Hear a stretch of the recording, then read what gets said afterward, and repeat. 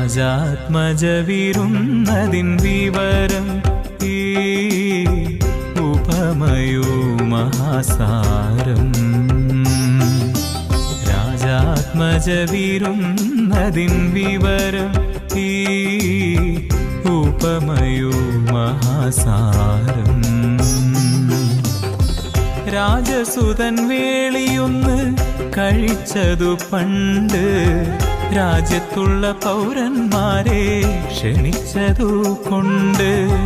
രാജസുതൻ വേളിയൊന്ന് കഴിച്ചതു പണ്ട് രാജ്യത്തുള്ള പൗരന്മാരെ ക്ഷണിച്ചതു കൊണ്ട്.